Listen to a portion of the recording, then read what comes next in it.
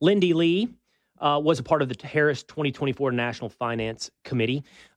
She had several leadership positions within the campaign for Kamala Harris. In fact, Lindy, good morning to you. Nice to see you again today. Can we Hi. start with you kind of sharing with my audience, what roles did you have within the DNC or within the campaign for Kamala? Well, I'm absolutely shocked, but I actually still have those roles. I don't know how. I'm getting the emails, I'm getting the updates. So it is now the DNC National Finance Committee. So they had a fundraising agreement between the DNC and the Harris campaign that allowed them to bypass a $3,300 contribution. So one person can give like $929,600.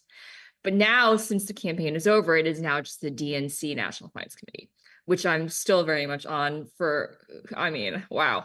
So I also serve as women's chair and Mid-Atlantic Regional Chair and senior advisor, et cetera. So it's been a crazy time. Every day there seems to be another revelation, and I can't believe, Will, that our interview went just like insanely viral across the world. So to help anyone out who isn't plugged into politics on a day-to-day basis, and titles don't necessarily paint the full picture, what did you do for Kamala Harris? So in order to qualify for the National Finance Committee, you needed to have raised like millions of dollars. And I did that, not only in terms of big donors, but also grassroots donors. I helped to organize something called Geeks and Nerds for Harris. We had like Mark Hamill and like Ron Perlman and Linda Carter, Wonder Woman, involved to raise money. You raised like $500,000 for that. So I didn't just work with ultra wealthy people, but like regular everyday Americans. And that's why I feel a grave sense of responsibility. I don't want to see their money going towards like $100,000 for a Call Her Daddy set. And this is very hard for me to say because these are my friends, and Kamala Harris has always been good to me. This is hard for me to say, but I also understand that if we don't have a full financial accounting of what happened, not only financial accounting, but a political explanation of what happened, we're going to keep losing. And if we don't recognize that America is shifting rightward, go ahead. Sorry, Will. Let's pick up on your no, it's okay. Let's pick up on your bona fides for just a moment, because I want to get some new information you have to share with us today, but let's go ahead and steel man your perspective. What I mean by that is let's take on the critics for a moment. Like you just said that this isn't easy for you, that you're talking about your friends. Judge Jeanine Pirro on the Five said that she thought you were an idiot for believing any polls that were coming out within the campaign to convince you there was a real chance or a margin of error election for Kamala Harris. So what do you say, A, to Judge Pirro, but B, what do you say to those who are like, why is she saying all of this about her former friends on Fox? All right. So number one, I think a nuance has been lost. My point is they were telling us they were going to win when they knew they were going to lose. So that's the key point. So at what point did they know they were inevitably going to lose and they still asked us for millions of dollars? That is my question, because that's what I mean by being misled. What sort of internal polling did they have access to? And actually, Jackie Heinrich brings up a really good point. The Doug Emhoff, who was kissing Kamala Harris on Monday night on the forehead, was kissing a woman who knew she was about to lose, not the next president of the United States. I thought that was a really interesting insight. So when did they know? Basically, the age-old question, who knew and when did they know it? That's my point. This is not me being snookered by what Jen O'Malley Dillon said. Right. What I mean is they told us, they gave us a narrative that they themselves may not have believed. That's my point. Okay. I want to pick up on that in just a moment. Oh, sorry. But yes, let's go to number two, which is why, for anyone watching, either those who would support you or those who formerly supported you, why are you telling this to me? Why are you on Fox? Well, you just made me feel really safe. I had a good experience with you on Saturday. You made me feel safe. And people were angry at me for going with Fox, but honestly, I don't have a really good explanation other than you guys have been you always have been good to me. I've been going on your network since 2020. I actually got into a fight with AOC in 2020 and with Bernie Bros, and you guys were a haven then. and I'm a moderate Democrat. There is overlap. I have no other answer than that. And Well, I don't want to name any names, but there are certain networks that are kind of a cocoon and they kind of rally the troops and circle the wagons.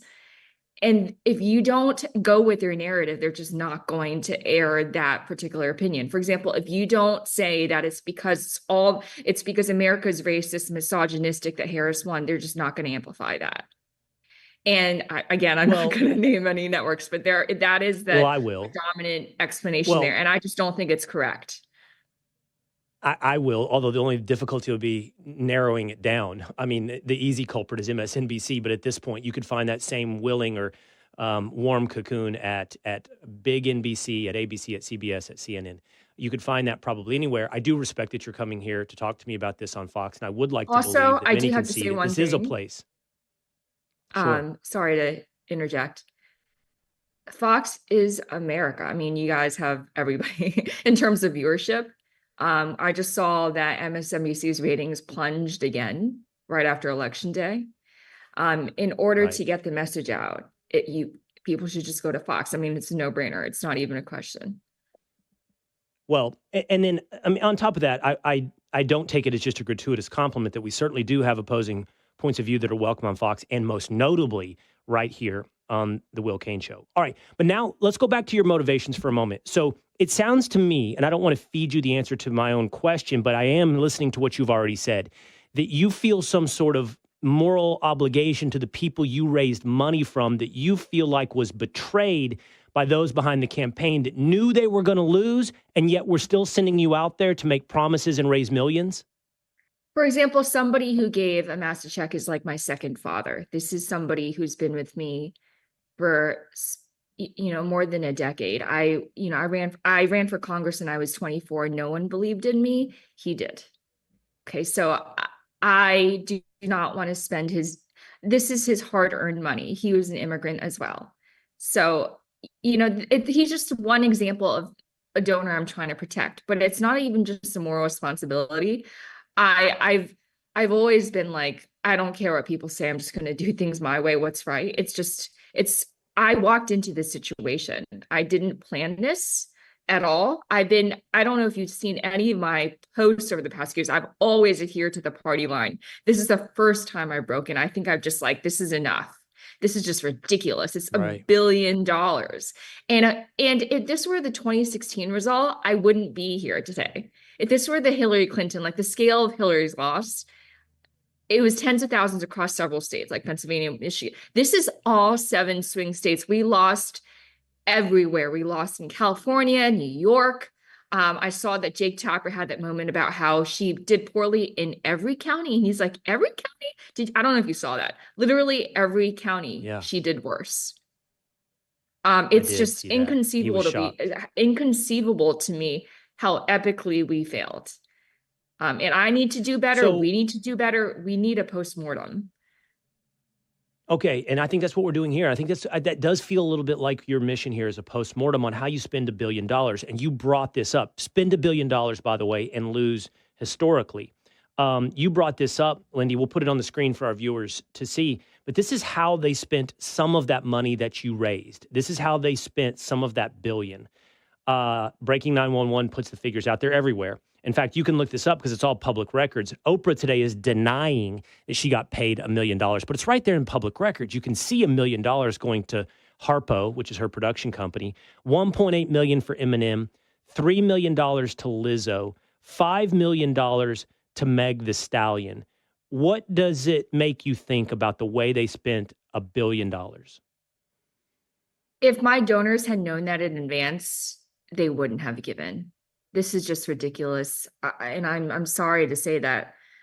Well, every time I criticize something, I can just hear, I can just feel the knives being thrown in my back, because it's like a very insular community.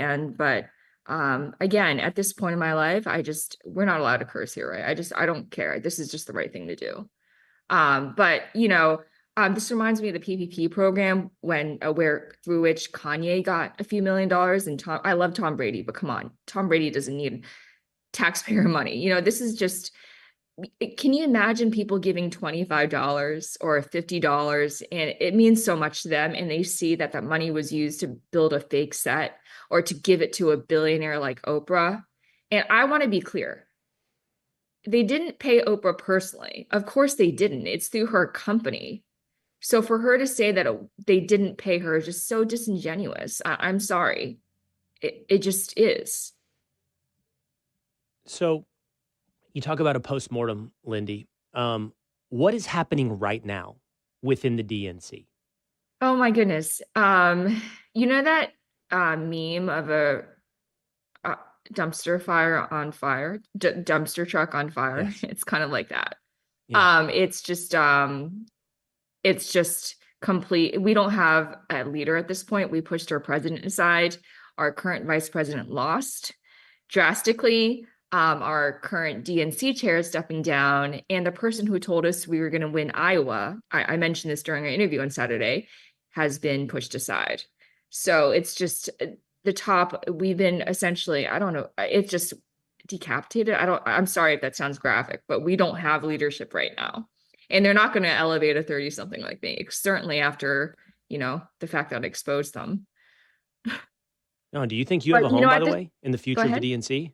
Do you have a home in the future of the Democratic Party? I discussed this with you before. I have two issues that prevent me from ever leaving right now. I just care very deeply. We talked about this. I'm an environmentalist. I really care about clean air and water. I love our country. I want to keep it beautiful. And I'm kind of like of the Theodore Roosevelt school of thought. He really cared about, our state parks as well. It's just, and also gun violence. Sandy Hook happened on my birthday and it deeply scarred me. And yeah, right. So those are the two primary issues.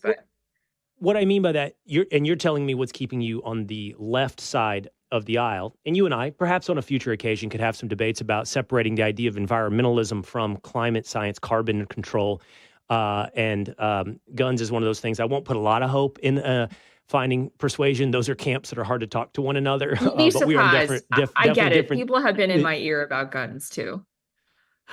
But here's what I'm more curious about. Not so much what's keeping you from walking over to the right side of the aisle or keeping you from becoming a conservative, but like logistically, like as a position strategically, do you think you have a position? The way you're talking to me, the way you're talking on Fox, the stories that you're telling, will you be ostracized? Will you be blackballed? Do you have any future formally with Democrats? Well, the amount of clout and money that I bring to the table, I mean, good luck without it.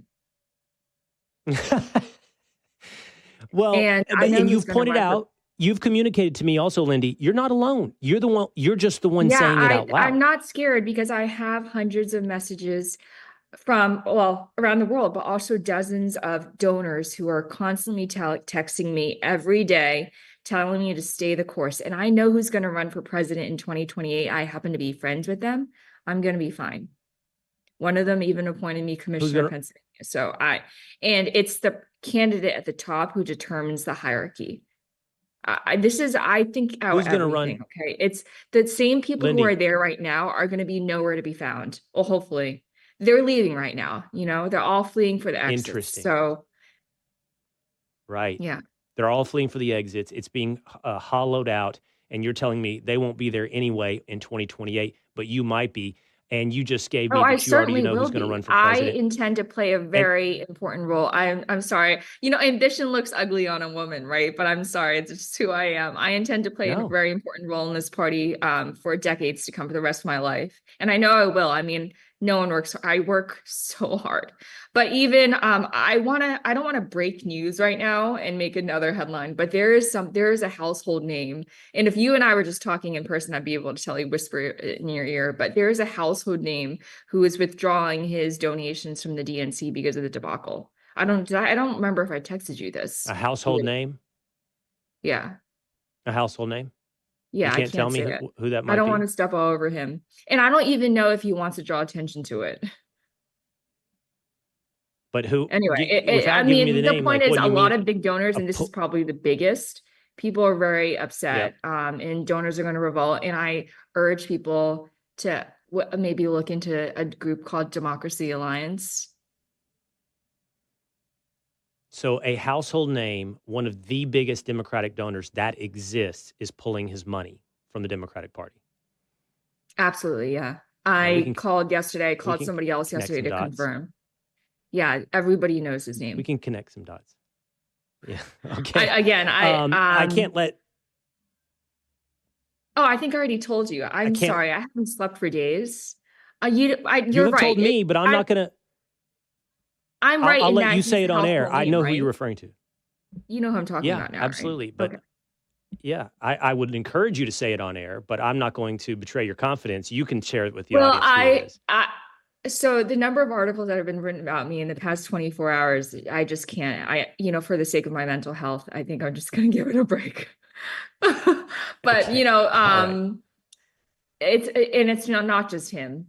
And there's another CEO of a very prominent company who's trying to protect himself from potential investigations that the Trump administration might do. So people are like quaking in their boots.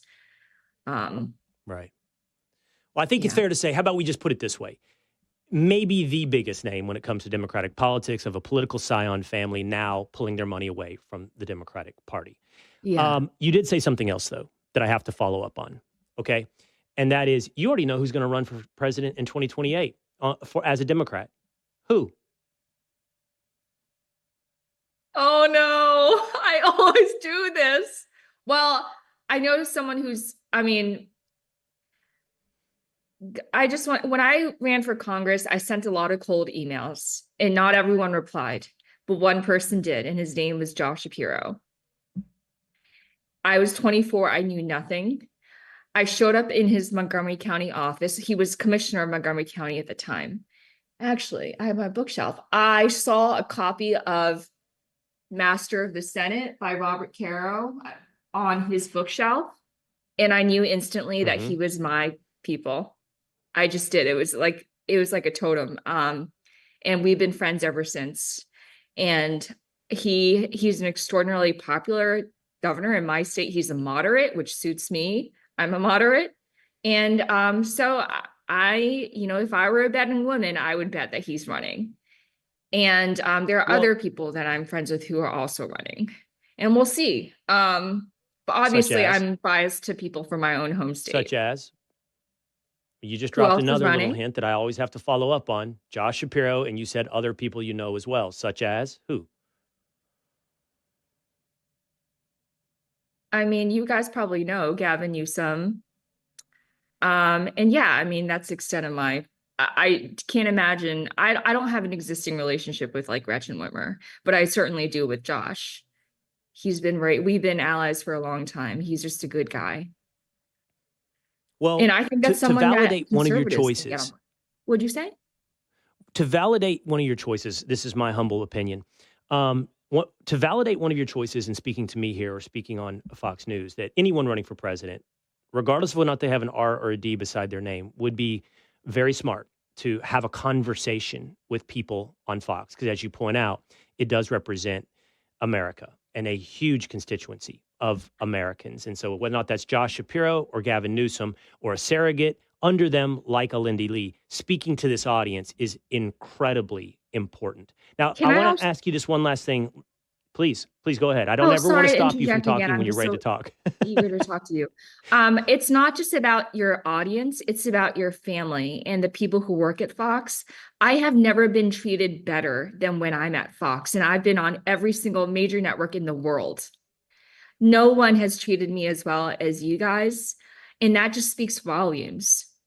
It's very important for me, for your viewers to know that just how good you are, like both on screen and off. You guys have just been amazing. Well, that's nice. Thank you. Yeah. I have one last question for you, Lindy, here. As you look back on this and you're seeing what's happening now, money fleeing, donors pulling, the party apparatus itself and its leadership being hollowed out, in your mind, all of you being led falsely while you're continuing to raise money on false promises. Do you look back now on the past, let's call it 2 months of the campaign for Kamala, and say all of this is due to rampant incompetence idiocy, novice, people who don't know what they're doing, and this is why they were so deluded in thinking they had a chance to win while still raising money? Or do you think it was fraudulent? People like these lists of celebrities and many more, like vultures around a dead body, making money off of this thing when they damn well knew it wasn't going to come to fruition. Was it incompetence or was it fraud? Well, my lawyer would tell me to stay away from the second, so I don't subject myself to a defamation case. That's my gut instinct. But I will say, I was speaking with a fellow donor. She's very active as well. And we were just talking about how did they tell us to keep fundraising despite knowing that they were going to lose, because they knew that for the next 4 years they were going to be in the wilderness and there wouldn't be big checks. So did they use this opportunity to get as many big checks as possible? Do you see what I mean? Because if they knew that Trump was going to win, the torrent, the avalanche of checks would just stop, because we wouldn't be raising for anything. So did they do everything they can to just, squeeze every bit they could out of this cow? You know what I'm saying? I don't know. I think ultimately it's a multitude of factors, probably greed, incompetence, and because there's so many cooks in the kitchen. You had Obama people, Biden people, Harris people. Yeah. Yeah. And you told me this weekend on Fox and Friends that the relationship between the Biden camp and the Kamala camp could not have been worse. We saw some of that yesterday in the icy get together between Jill Biden and Kamala Harris, and it predated her run for presidency. You told me it goes back. That started in 2019, her under on the him debate stage as on vice June president. 28th. I remember just when Kamala Harris accused Biden of being racist. Jill never forgave that. Right. And did that iciness bleed down at the lowest levels, like the staffers for Biden versus the staffers for Kamala? I was with Joe Biden the next day in San Francisco. That's why I remember it so vividly. We did a fundraiser for him at Doug Hickey's house, a former ambassador. And I remember people being just shocked that Kamala Harris would do that. And she only enjoyed a temporary bump too. And I mean, obviously she didn't even make it to the first primary. So Joe Biden was willing to let it go. It's Jill Biden that held on to that grudge. And of course, Anita Dunn, who famously holds on to Biden's grudges for him. And you know who led Future Forward, Kamala Harris's super PAC? Anita Dunn was involved in that. So this whole thing is, oh my goodness, I'm going to get in so much trouble. Yeah. But but it's the same cast of characters. But last thing on this, tell me in the play where the cast of characters from the Obama camp play into this Kamala Biden drama. If you want to know what Obama is thinking, you just listen to Jon Favreau and that gang. And they are currently just torching the place down. I think the most interesting thing that John has said, I actually saw John last month at the Kamala fundraiser. The most interesting thing that John has said in the past week is that at the point when Biden dropped out of the race, Trump was on the path to winning 400 electoral college votes. I totally believe that. And given the fact that Kamala Harris lost the popular vote, that's totally within the realm of possibility. So on that final note, do you believe it would have been better with Biden or better with Kamala? That's such a hard question because, with all due respect to President Biden, he's no longer as cognitively fit as he used to be. I'm trying to be euphemistic. And as you saw with Kamala Harris, it was a bloodbath. As I said on Fox before, it was a red wedding style defeat. It was just beyond a shellacking. We lost in literally every demographic, I think, except senior citizens. So yeah, such it was good pretty information. Decisive. I appreciate. Yeah, pretty decisive. I really appreciate you sharing this with me here on the Will Cain Show on Fox. Lindy, this has been a fascinating conversation. And whether or not you are campaigning for Josh Shapiro or continuing to tell us the truth about things that are happening within this fallout in the Democratic Party, I hope you'll always turn to us here on the Will Cain Show. Thank you, Lindy. You're the best. Thank you for making me feel safe. That's really what it is. So thank you. Happy to. All right, Lindy Lee. You too. There she goes, Lindy Lee here on the Will Cain Show. 2024 National Finance Committee member, fundraiser, women's chair of the Democratic Party.